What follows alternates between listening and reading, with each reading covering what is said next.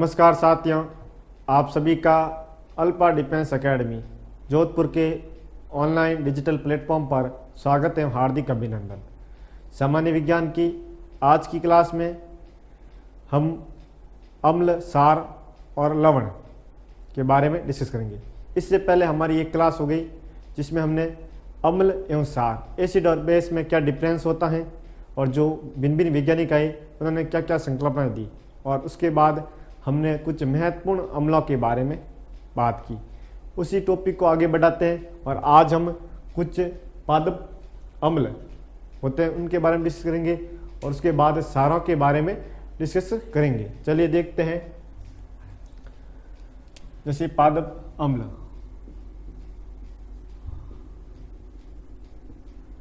ऐसे अम्ल जो हमें पेड़ पौधों से या किसी पदार्थ से प्राप्त होते हैं उन्हें हम पादप अम्ल कहते हैं। जैसे हम पहला ले रहे हैं फॉर्मिक अम्ल। पहला हम अम्ल ले रहे हैं फॉर्मिक अम्ल। कौन कौन से अम्ल पढ़ेंगे हम देखते हैं। पहला फॉर्मिक पढ़ेंगे, उसके बाद पढ़ेंगे एसिटिक अम्ल, उसके बाद टार्टरिक अम्ल,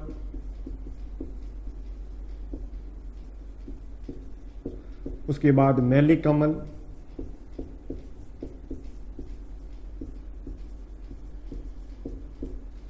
एस्कॉर्बिक अम्ल, एस्कॉर्बिक अम्ल। यह अम्ल किस में पाया जाता है और कुछ इसके महत्वपूर्ण उपयोग। इसके बाद बेंजोइक अम्ल,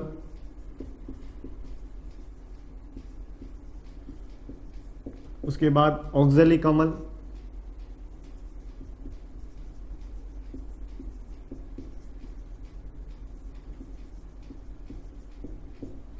ब्यूटायरिक अम्ल,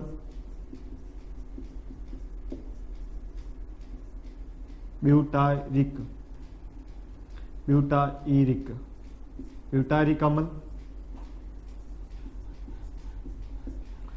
तो ये जो अम्ल है इनके बारे में हम आज की क्लास में पढ़ेंगे। बात समझ में आ रही है क्या? ये जो कुछ महत्वपूर्ण अम्ल है हम देखेंगे ये अम्ल कहाँ कहाँ पे पाए जाते हैं और इनके कुछ विशेष उपयोग। तो चलिए देखते हैं। पहला फॉर्मिक अम्ल। फॉर्मिक अम्ल को मेथेनोइक अम्ल भी कहते हैं। क्या कहते हैं भाई? मेथेनोइक। फॉर्मिक अम्ल को मेथेनोइक अम्ल भी कहते हैं। इसका फॉर्मूला आपके HCOOH। जो फॉर्मिक अम्ल है जिसे हम मेथेनोइक अम्ल भी कहते हैं और इसका फॉर्मूला HCOOH होता है। और ये कहाँ पे पाया जाता है भाई? ये लाल चींटी के डंक में, लाल चींटी के डंक में, मधुमक्खी के डंक में, मधुमक्खी के डंक में, और एक पादप आता है नेटल पादप, नेटल पादप, नेटल पादप में। तो देखो तीनों क्वेश्चन बनते हैं कि लाल चिट्टी में कौन सा अम्ल पाया जाता है, तो फॉर्मिक या मेथेनोइक, दोनों में से कोई एक ऑप्शन में मिलेगा, या तो फॉर्मिक या मेथेनोइक। क्योंकि फॉर्मिक अम्ल को हम क्या कहते हैं? मेथेनोइक अम्ल कहते हैं। या मधुमक्खी के डंक में ये अम्ल पाया जाता है और साथ में ये नेटल पादप में पाया जाता है। एक ऐसा पादप होता है जिसको हम छूते हैं तो वो हमारे पर फॉर्मिक या मेथेनोइक अम्ल छोड़ता है, जिससे हमारी त्वचा पर जलन होने लगती है। ये भी ध्यान रखना कि नेटल पादप में कौन सा अम्ल पाया जाता है भाई? फॉर्मिक या आपके मेथेनोइक अम्ल। बात समझ में आ गई क्या? चलिए आगे देखते हैं। अगला अम्ल है एसिटिक अम्ल। इसको हम बोलते हैं एथेनोइक अम्ल। क्या बोलते हैं भाई? एथेनोइक अम्ल। इस अम्ल को हम क्या बोलते हैं? एथेनोइक अम्ल भी बोलते हैं एसिटिक अम्ल को, या इसको बोलते हैं इक्सू शर्करा। क्या बोलते हैं? इक्सू शर्करा। ये क्वेश्चन रेलवे के एग्जाम में पूछा गया है कि इक्सू शर्करा किसे कहा जाता है भाई? तो एसिटिक अम्ल को इक्सू शर्करा कहा जाता है।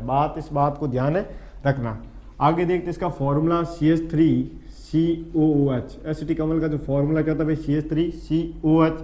और इसी कारण इसको हम क्या बोलेंगे? एथेनोइक अम्ल। कितने कार्बन भाई? 1 और 2 कार्बन, तो एथेनोइक अम्ल बोलेंगे। और इसको हम इक्सू शर्करा भी कहते हैं। ये कहाँ पे पाया जाता है भाई? सिरके में पाया जाता है। कहाँ पे पाया जाता है भाई? सिरके में। कहाँ पे पाया जाता है भाई? सिरके में पाया जाता है। इस बात को ध्यान रखना। ये पूछा जा सकता है कि सिरके में कौन सा अम्ल पाया जाता है भाई? एसिटिक अम्ल पाया जाता है या एथेनोइक अम्ल भी कहते हैं। इसका फॉर्मूला CH3COH, और इसको हम क्या कहते हैं, इक्सु शर्करा भी कहते हैं। इस बात को भी ध्यान रखना है। और सिरके का उपयोग हम कहाँ पे करते हैं भाई, अचार को सड़ने से बचाने के लिए। अचार को सड़ने से बचाने के लिए हम क्या डालते हैं भाई, सिरका डालते हैं। क्या डालते हैं, सिरका डालते हैं। इस बात को ध्यान रखना है। बात समझ में आ गई क्या? चलिए आगे देखते हैं। अगला अम्ल है टार्ट्रिक अम्ल। टार्ट्रिक अम्ल किस में पाया जाता है, इमली या अंगूर में। इमली या अंगूर में कौन सा अम्ल पाया जाता है भाई, टार्ट्रिक अम्ल पाया जाता है। इमली या अंगूर में कौन सा अम्ल, टार्ट्रिक अम्ल। तो इसमें सिर्फ इतना ही पूछते हैं कि इमली में कौन सा अम्ल पाया जाता है, टार्ट्रिक अम्ल। या ऐसा पूछे कि टार्ट्रिक अम्ल किस में पाया जाता है, तो इमली में। ये जितने भी अम्ल पढ़ रहे हैं किसी ना किसी रूप में इन अम्लों से प्रतियोगी परीक्षाओं में क्वेश्चन बनते हैं, और थोड़ी हमें चीज़ें याद रखनी है यहाँ पर, तो हमें ये चीज़ें पढ़नी पड़ेगी। चलिए अब इस टार्ट्रिक अम्ल का उपयोग क्या है, तो जो बेकिंग पाउडर बनाने में टार्ट्रिक अम्ल का उपयोग किया जाता है। बेकिंग पाउडर बनाने में किसका उपयोग किया जाता है भाई, टार्ट्रिक पाउडर का। और बेकिंग पाउडर क्या होता है थोड़ा देखना, बेकिंग सोडा होता है जो खाने का soda, baking soda plus tartaric अम्ल का मिश्रण। टार्ट्रिक अम्ल का मिश्रण क्या कहलाता है भाई, आपकी बेकिंग पाउडर कहलाता है। बेकिंग सोडा और टार्ट्रिक अम्ल का जो मिश्रण है वो क्या कहलाता है, आपकी बेकिंग पाउडर कहलाता है। ये प्रतियोगी परीक्षा में पूछा गया क्वेश्चन है कि बेकिंग पाउडर क्या है, तो आपकी बेकिंग सोडा और टार्ट्रिक अम्ल का मिश्रण है। ज़्यादातर बच्चे ऐसा समझते हैं कि बेकिंग सोडा ही बेकिंग पाउडर, ऐसा नहीं है।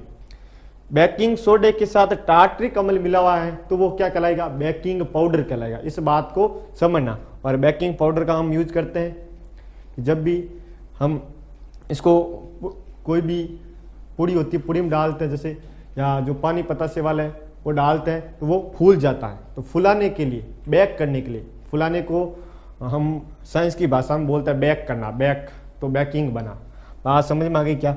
चलिए अगला है मेलिक अम्ल। तो मेलिक अम्ल किस में होता है भाई, सेब में होता है। सेब और या पपीता, सेब और पपीते में कौन सा अम्ल पाया जाता है भाई, सेब और पपीते में मेलिक अम्ल पाया जाता है। यहाँ तक बात समझ में आ गई क्या? अगला है एस्कॉर्बिक अम्ल। एस्कॉर्बिक अम्ल पाया जाता है संतरे में। किस में पाया जाता है भाई, एस्कॉर्बिक अम्ल पाया जाता है संतरे में। एस्कॉर्बिक अम्ल किस में पाया जाता है भाई, संतरे में। अगला है बेंजोइक अम्ल। कौन सा भाई, बेंजोइक अम्ल। और बेंजोइक अम्ल पाया जाता है घास में। बहुत ही महत्वपूर्ण क्वेश्चन, घास में कौन सा अम्ल पाया जाता है, बेंजोइक अम्ल पाया जाता है। या ऐसा पूछे कि बेंजोइक अम्ल किस में पाया जाता है भाई, तो घास में पाया जाता है। घास में कौन सा, बेंजोइक अम्ल। बेंजोइक अम्ल किस में पाया जाता है, घास में। दोनों तरीके से क्वेश्चन बन सकते हैं। और इस बेंजोइक अम्ल का उपयोग क्या है, इसका उपयोग है खाद्य पदार्थों के परिरक्षण में। खाद्य पदार्थों के परिरक्षण में, परिरक्षण का मतलब उनको सड़ने से बचाना। परिरक्षण में, खाद्य पदार्थों के परिरक्षण में कौन से अम्ल का उपयोग किया जाता है भाई, आपके बेंजोइक अम्ल का उपयोग किया जाता है। अगला है ऑक्जेलिक अम्ल। अगला कौन सा अम्ल है भाई, ऑक्जेलिक अम्ल। बहुत ही महत्वपूर्ण अम्ल है और किस में पाया जाता है, टमाटर में पाया जाता है। किस में पाया जाता है, टमाटर में। ये तो क्वेश्चन आता ही है कि टमाटर में कौन सा अम्ल पाया जाता है, ऑक्जेलिक अम्ल। या ऑक्जेलिक अम्ल किस में पाया जाता है, तो आपके टमाटर में। लेकिन और भी इसके जो उपयोग हैं बहुत ही महत्वपूर्ण उपयोग हैं। एग्जाम में पूछेगा कि आपके कपड़े पर स्याही के धब्बे लगे हैं, उसको धोने के लिए उन धब्बों को, उन दागों को साफ करने के लिए आप किस अम्ल का उपयोग करोगे, तो आप ऑक्जेलिक अम्ल का उपयोग करोगे। तो इसके दो यूज है, दोनों महत्वपूर्ण यूज है। पहला उपयोग कि कपड़ों पर लगे स्याही, कपड़ों पर लगे स्याही के धब्बों को हटाने में। अगर आपके कपड़ों पर स्याही के धब्बे लगे तो आप ऑक्जेलिक अम्ल का उपयोग करोगे उनको हटाने में। अब आपके पास ऑक्जेलिक अम्ल है तो आप क्या करोगे, टमाटर में जो अम्ल होता है वो कौन सा है, ऑक्जेलिक अम्ल। तो आप उस धब्बों पर क्या रगड़ोगे, टमाटर रगड़ोगे, तो जिससे भी वो साफ हो जाएंगे। अगला एक और उपयोग है फोटोग्राफी में। फोटोग्राफी में भी कौन से अम्ल का उपयोग किया जाता है भाई, फोटोग्राफी में आपके ऑक्जेलिक अम्ल का उपयोग किया जाता है। बात समझ में आ गई क्या, फोटोग्राफी में भी ऑक्जेलिक अम्ल का उपयोग किया जाता है। अगला है ब्यूटायरिक अम्ल। और ये किस में होता है, आपके मक्खन, और मक्खन को क्या बोलते हैं, बटर बोलते हैं नहीं बोलते हैं, तो यहीं से बना ब्यूटारिक। मक्खन या घी में कौन सा अम्ल होता है भाई, ब्यूटारिक अम्ल होता है। एक और अम्ल देख लो, अगला अम्ल है सीट्रिक अम्ल। कौन सा भाई, सीट्रिक अम्ल। सीट्रिक अम्ल, और सीट्रिक अम्ल किस में पाया जाता है भाई, नींबू में। नींबू में, या जो आपके आंवला होता है, आंवला में, या जो खट्टे फल होते हैं, खट्टे फलों में सभी में क्या, सीट्रिक अम्ल पाया जाता है। और इस सीट्रिक अम्ल का हम उपयोग क्या करते हैं भाई, बर्तन साफ करने में सीट्रिक अम्ल का उपयोग करते हैं। जैसे हम देखते हैं कि हमारे घरों में जो तांबे के पात्र होते हैं, जो तांबे के जो पात्र होते हैं, उन पर वो तांबा क्या करता है, वो तांबा क्या करता है, वायुमंडल में उपस्थित CO2 के साथ अभिक्रिया करता है और CuCO3 कॉपर कार्बोनेट की हरे रंग की क्या बना लेता है, परत बना लेता है। हम देखते हैं कि जो हमारे घरों में कॉपर के बर्तन होते हैं, उन पर कुछ दिनों बाद हरे रंग की परत चढ़ जाती है, और वो परत क्या है भाई, वो आपके कॉपर कार्बोनेट है। कैसे बनी, कॉपर ने वायुमंडल में उपस्थित CO2 के साथ क्या की, अभिक्रिया की और कॉपर कार्बोनेट बना दिया। तो उस हरे रंग की परत को हटाने के लिए हम किस अम्ल का उपयोग करेंगे भाई, तो आपके सीट्रिक अम्ल का उपयोग करेंगे। अब सीट्रिक अम्ल नहीं है तो फिर क्या करेंगे, नींबू रगड़ेंगे, क्योंकि हमें पता नींबू में क्या होता है, सीट्रिक अम्ल होता है। बात समझ में आ गई क्या। तो इस जो सीट्रिक अम्ल का उपयोग हम करते हैं आपके बर्तनों को साफ करने में, बर्तनों को साफ करने में, और विशेष तौर से जो तांबे के बर्तन होते हैं उनको साफ करने में इसका उपयोग किया जाता है।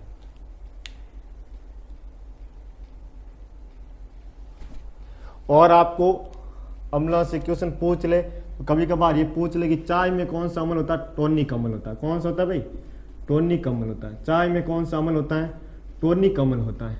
और हम देखें तो जो हमारा आमाशय में जो जठरस का स्त्राव होता है, उसमें कौन सा है, उसमें HCl अम्ल होता है, हाइड्रोक्लोरिक अम्ल होता है। ये हमने पहले ही पढ़ लिया, ठीक है। तो ये हमने कुछ अम्ल हैं जिनके बारे में पढ़ा। ये जितने भी हमने अम्ल पढ़े हैं, इन अम्लों को हम कहाँ से प्राप्त करें, उनके स्रोत पूछे जाते हैं। जैसे भाई टार्टिक अम्ल है, इमली से प्राप्त होता है, तो पूछा जा सकता है कि टार्टिक अम्ल कहाँ से प्राप्त होता है। और इनके जितने भी विशेष उपयोग है, जो प्रतियोगी परीक्षा में क्वेश्चन बने हुए हैं, वो मैंने आपको बता दिए। तो एक बार इनका एक स्क्रीनशॉट ले लो और इनको अच्छे से नोट कर लो, उसके बाद हम आगे बढ़ते हैं। हमने 1 2 3 4 5 6 7 8 9 10 11 एसिड पढ़े। चलो एक और देख लेते हैं, एक और पूछते हैं जिसको हम बोलते हैं कार्बनिक अम्ल। कार्बनिक अम्ल, कार्बनिक अम्ल कहाँ पे पाया जाता है, जो आपके कोल्ड ड्रिंक्स होते हैं, कोल्ड ड्रिंक्स जो पेय पदार्थ होता है, शीतल पेय पदार्थ, कोल्ड ड्रिंक्स, कोल्ड ड्रिंक्स होते हैं, या आपके सोडा वाटर होता है। सोडा पिया आपने, सोडा वाटर और जितने भी कोल्ड ड्रिंक्स हैं, उन सब में कौन सा अम्ल होता है भाई, उस सब में आपकी कार्बनिक अम्ल होता है। क्यों होता है, क्योंकि जब भी हम इसको खोलेंगे तो कौन सी गैस निकलेगी भाई, CO2 गैस निकलेगी। कौन सी गैस निकले, CO2 गैस बाहर निकलती है। हम कोल्ड ड्रिंक का ढक्कन जैसे ही खोलते हैं ना, तो कौन सी गैस बाहर निकलती है, CO2 कार्बन डाइऑक्साइड गैस निकलती है, क्योंकि इसमें आपके कार्बनिक अम्ल होता है। बात समझ में आ गई। तो कभी कभार ये भी पूछ लिया जाता है कि कोल्ड ड्रिंक्स में कौन सा अम्ल होता है, कार्बनिक अम्ल होता है। तो इसको भी नोट कर लो। तो 12-13 एसिड हमने पढ़ लिए, जो पादप अम्ल थे ये हमने पढ़े। तो इसको एक बार नोट करो, स्क्रीनशॉट ले लो इसका।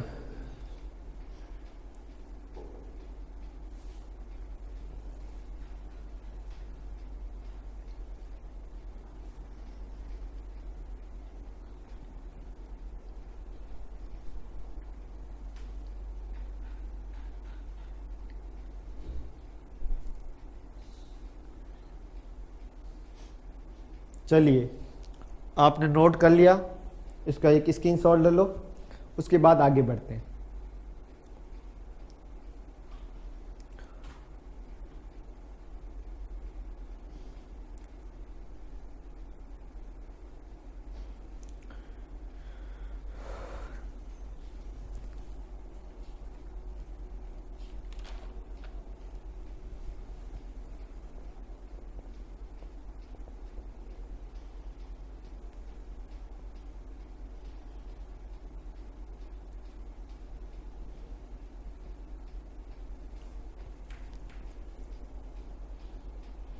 चलो नोट कर लिया,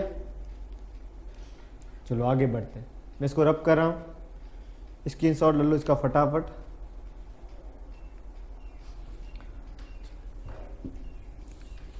इसको रब कर देते हैं।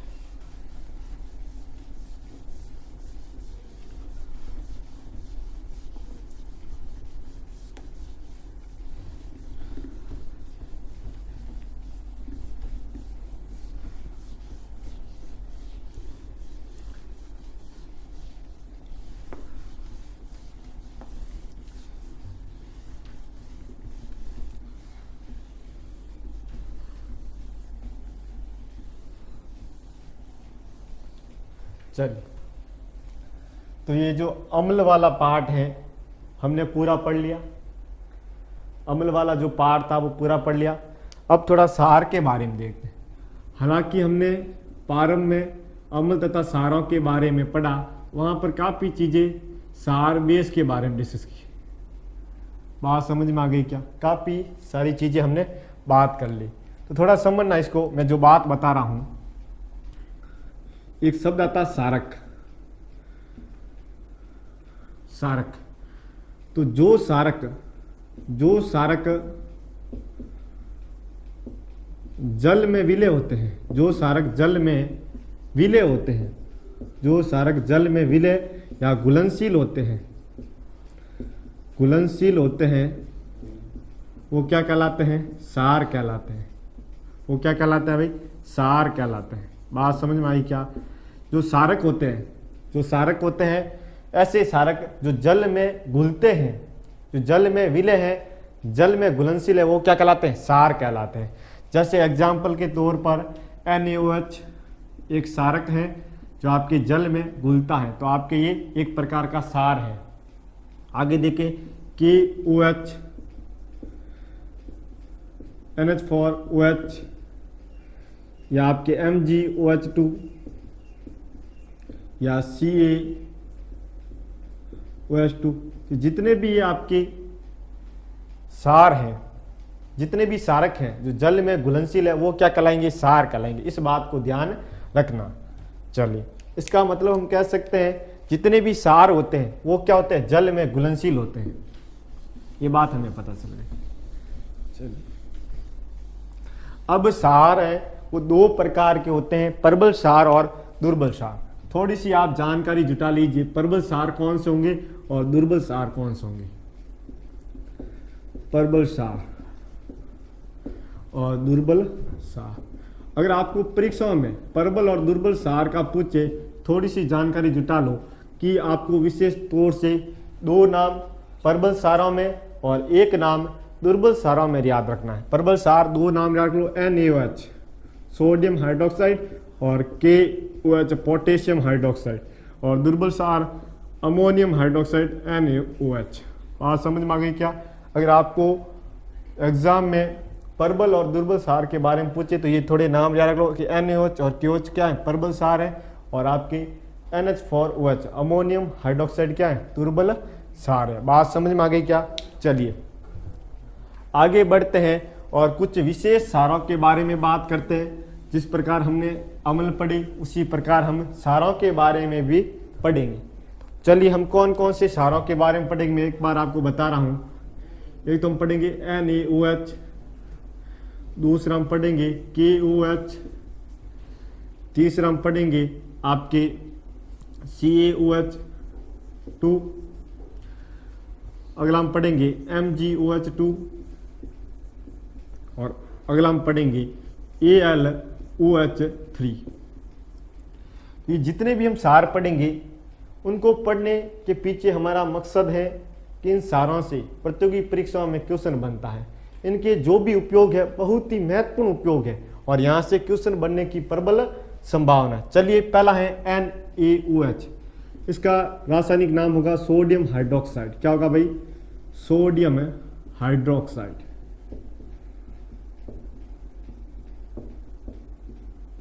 इसका रासायनिक नाम क्या होगा? Sodium hydroxide. Na को हम बोलेंगे सोडियम, OH को बोलेंगे हाइड्रोक्साइड, तो सोडियम हाइड्रोक्साइड।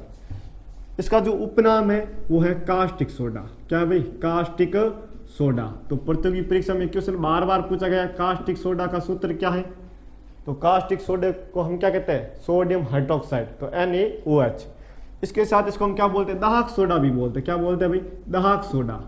दाहक सोडा क्यों बोलते हैं, क्योंकि हम इसका उपयोग है वो साबुन बनाने में करते हैं, और जब हम साबुन बना रहे होते हैं तो ये जो आपके सोडियम हाइड्रोक्साइड है ये बहुत ही अत्यधिक मात्रा में गर्मी उत्पन्न करता है, अर्थात बहुत ही अधिक दाहक है। इस कारण इसको हमने क्या बोला, दाहक सोडा बोला। और इसके जो उपयोग है बहुत ही महत्वपूर्ण है सोडियम हाइड्रोक्साइड के उपयोग। एक तो आपके कपड़े धोने का जो साबुन है, कपड़े धोने का साबुन, कपड़े धोने का साबुन बनाने में, कपड़े धोने का साबुन बनाने में, जिसे हम बोलते हैं आपके कठोर साबुन। क्या बोलते हैं भाई, कठोर साबुन, हार्ड सॉप। क्या बोलते हैं, कठोर साबुन, हार्ड सॉप। हार्ड सॉप बनाना है तो आप क्या करोगे, आप आपके कास्टिक सोडा का यूज करोगे, NaOH का। और इसका उपयोग क्या है, पेट्रोलियम के शुद्धिकरण में, पेट्रोलियम के शुद्धिकरण में, पेट्रोलियम के शुद्धिकरण में। अब पेट्रोलियम के शुद्धिकरण में ऐसा मत समझना, पेट्रोलियम मतलब पेट्रोल। पेट्रोलियम के अंदर खूब सारा आता है, डीजल आता है, केरोसिन आता है, आपके कार्बन गैस आती है, पेट्रोल आता है। तो पेट्रोलियम गैस से भी आती है। तो जो पेट्रोलियम जो जमीन से हमें कच्चा पदार्थ प्राप्त हो रहा है उसको शुद्ध करने के लिए हम किसका यूज करते हैं भाई, कास्टिक सोडा का उपयोग करते हैं। बात समझ में आई क्या यहाँ तक।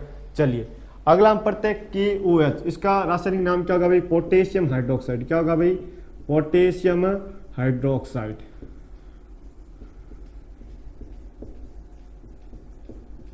और इसका उपयोग क्या है, जो आपके नहाने का साबुन, स्नान करने का साबुन होता है, नहाने का साबुन, और इसको हम बोलते हैं आपकी मृदु साबुन, सॉफ्ट सॉप, मृदु साबुन।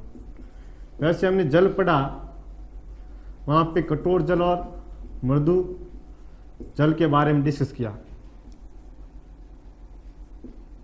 जिसको हम बोलते हैं सॉफ्ट सॉप। ठीक है, तो ये बातें थोड़ा ध्यान रखना। देखो दो चीज़ें याद रखनी है, कपड़ा धोने का साबुन बनाना है तो NaOH लो, और अगर आपको नहाने का साबुन बनाना तो फिर क्या लो, KOH। इतनी सी बातें याद रखनी है। अगला हमारा है कैल्शियम हाइड्रोक्साइड। क्या है भाई, कैल्शियम हाइड्रोक्साइड, कैल्शियम हाइड्रोक्साइड। वैसे हमने कैल्शियम पढ़ा तो वहाँ पे इसके बारे में पढ़ा, कैल्शियम हाइड्रोक्साइड। इसको हम क्या बोलते हैं, बुझा हुआ चूना, बुझा हुआ चूना, बुझा हुआ चूना। कैल्शियम हाइड्रोक्साइड क्या बोलते हैं भाई, बुझा हुआ चूना। तो प्रतियोगी परीक्षा में क्वेश्चन पूछते हैं कि बुझे हुए चूने का सूत्र क्या है, तो आपको ध्यान होना चाहिए कि बुझा हुआ चूना किसको बोलते हैं भाई, कैल्शियम हाइड्रोक्साइड। तो इसका फॉर्मूला CaOH2। चलिए इसका यूज क्या है भाई, पुतई करने में, पुतई करने में, या जो आप पान खाते हो, पान का पत्ता आता ना, पान का पत्ता, पान के पत्ते पर जो आप चूना लगाते हो वही कौन सा है, यही है बुझा हुआ चूना। या जर्दे में मिलाकर कुछ लोग खाते हैं, जर्दे में या तंबाकू के साथ खाते हैं ना लोग, वो कौन सा, यही है बुझा हुआ चूना, कैल्शियम हाइड्रोक्साइड। ये एक प्रकार का सार है। ठीक है, चलिए, लेकिन ये नहीं पूछेंगे कि पुतई में या पान के पत्ते में या जर्दे के या तंबाकू पर कौन सा जो पदार्थ है वो लगा के खाया जाता है, ऐसा क्वेश्चन नहीं आएगा। क्वेश्चन आएगा मिट्टी की अम्लता को दूर करने में किस सार का उपयोग किया जाता है। तो सही उत्तर है कैल्शियम हाइड्रोक्साइड। इसका जो मेन यूज है वो है मिट्टी की अम्लता, मिट्टी की अम्लता, मिट्टी की अम्लता दूर करने में, मिट्टी की अम्लता दूर करने में किसका उपयोग करेंगे भाई, बुझे हुए चूने का उपयोग करेंगे। और बुझे हुए चूने का रासायनिक नाम है कैल्शियम हाइड्रोक्साइड। बात समझ में आ गई क्या। अगला देखो, अगला है MgOH2। इसको क्या बोलेंगे भाई, इसको बोलेंगे मैग्नीशियम हाइड्रोक्साइड। क्या बोलेंगे, मैग्नीशियम हाइड्रोक्साइड। इसका जो उपनाम है बहुत ही चर्चित है और प्रतियोगी परीक्षा में पूछा जाता है, मिल्क ऑफ मैग्नीशिया। क्या इसका उपनाम भाई, milk of magnesia, milk of magnesia, milk of magnesia, milk of magnesia क्या है, इसका उपनाम है। और ये क्यों पूछा जाता है, इसके यूज के कारण। इसका यूज क्या है, कि हमने पहले पढ़ा कि जो हमारे पेट में जो आमाशय है, आमाशय में जो जठर ग्रंथियाँ हैं वो जठर रस का स्त्राव करती है, और जठर रस में आपके एक अम्ल होता है HCl हाइड्रोक्लोरिक अम्ल, ये हमने पहले पढ़ा। तो कभी कभार क्या होता है, HCl का स्त्राव अत्यधिक मात्रा में होने लगता है, जिससे आमाशय की भीतरी दीवार में हमें जलन उत्पन्न होती है। जलन ऐसा लगता है कि अंदर से आमाशय जल रहा है, उससे हम बोलते हैं एसिडिटी। तो एसिडिटी को ख़त्म करने के लिए हम क्या लेंगे भाई, इसके लिए हम लेंगे MgOH2, MgOH2 magnesium hydroxide, milk of magnesia. इसका यूज क्यों करते हैं, क्योंकि इसका pH है वो 10 है। pH क्या है भाई, 10 है, और ये एक प्रकार का दुर्बल सार है। क्या भाई, दुर्बल सार है, और दुर्बल सार ज़्यादा नुकसान भी नहीं करेगा। और ये क्या करेगा, ये सार है हमारे पेट में जिस अम्ल का स्त्राव हुआ वो क्या है, अम्ल है। ये सार उस अम्ल के साथ अभिक्रिया करके क्या बनेगा, लवण, और लवण क्या होता है भाई, उदासीन होते हैं। इस बात को ध्यान रखना। इसका उपयोग हम करते हैं प्रति अम्ल के रूप में। इसका उपयोग कहाँ पे करते हैं भाई, प्रति अम्ल के रूप में। प्रति अम्ल, इसको हम बोलते हैं एंटा एसिड। देखो सीधे सीधे क्वेश्चन बनते हैं, एंटा एसिड के रूप में किसका उपयोग करते हैं भाई, मैग्नीशियम हाइड्रोक्साइड का, मिल्क ऑफ मैग्नीशिया। या ऐसा भी पूछ जा सकता है प्रति अम्ल के रूप में। प्रति अम्ल का मतलब क्या है, जो अम्ल को खत्म कर दे, जो एसिड को क्या कर दे, एसिड के एंटी। और एसिड के एंटी क्या होता है, सार होता है। और सार भी हम क्या लेंगे, दुर्बल सार, जिसका pH कितना हो भाई, 10 हो। तो जो हमारे इनो आता है एसिडिटी को खत्म करने में, उसके अंदर कौन सा होता है भाई, ये मिल्क ऑफ मैग्नीशिया होता है। उसका pH कितना है, 10 है। इस बात को भी ध्यान रखना। अगला देखते हैं, अगला है AlOH होल थ्राइज। इसको हम बोलते हैं एल्यूमिनियम हाइड्रोक्साइड। क्या बोलते हैं भाई, एल्यूमिनियम हाइड्रोक्साइड। और इसको क्यों पढ़ रहे हैं, इसके पीछे कारण है, क्योंकि इसका उपयोग जो प्रतियोगी परीक्षा में पूछा जाता है कि एल्यूमिनियम हाइड्रोक्साइड का उपयोग कहाँ पे किया जाता है। तो जो आपके जलरोधी कपड़े होते हैं, जलरोधी कपड़े, वाटरप्रूफ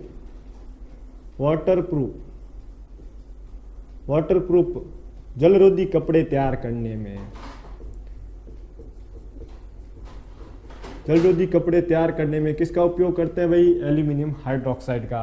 आप बारिश में जा रहे हो, आपने कपड़े पहन रखे हैं, बारिश का पानी अंदर नहीं आ रहा, इसका मतलब वो कपड़े किसके बने हुए हैं, एल्यूमिनियम हाइड्रोक्साइड के बने हुए हैं। तो ये जो 5 हमने सार पढ़े, ये बहुत ही महत्वपूर्ण सार है।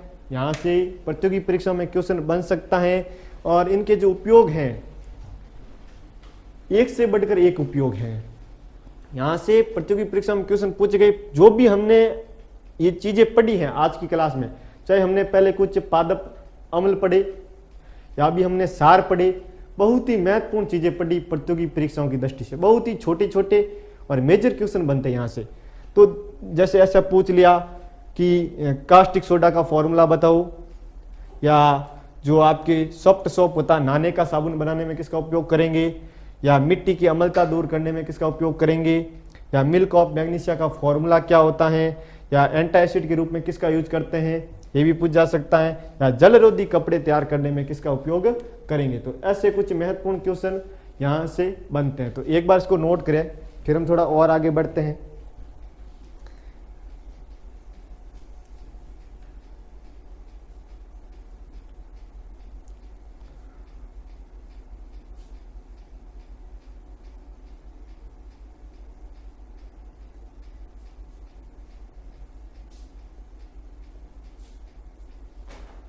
चलिए, आपने नोट कर लिया, इसका स्क्रीनशॉट भी ले लिया।